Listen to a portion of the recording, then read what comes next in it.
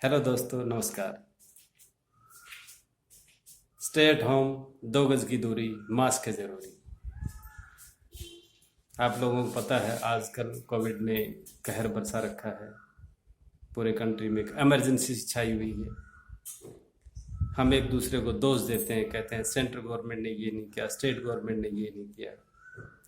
पहले तो प्लीज़ आप ये सोचिए कि पॉलिटिशियन जो पॉलिटिकल फील्ड में जो आते हैं उनकी अपनी एक्सपेक्टेशन होती है, उन पे उनका ज़्यादा ध्यान रहता है।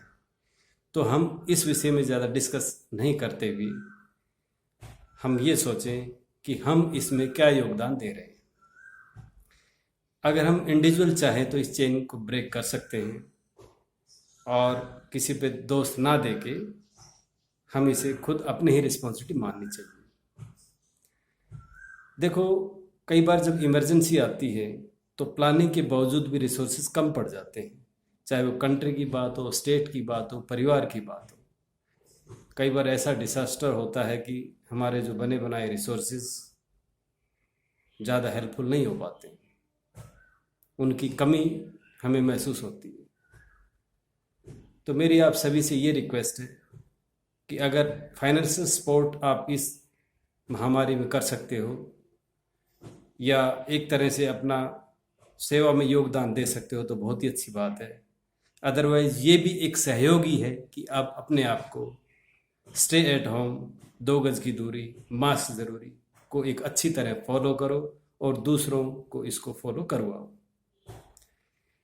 देखो, घर में रहते हुए हमें एक खुशनुमा माहौल बनाना है, पॉजिटिव थॉट्स रखने हैं और हमें एक दूसरे का ख्याल रखना है। हमें अच्छी तरह पता है कि ये जो कोविड का न्यू स्ट्रेंट है, ये शुगर या बीपी का जो पेशेंट है उस पर अटैक ज़्यादा है।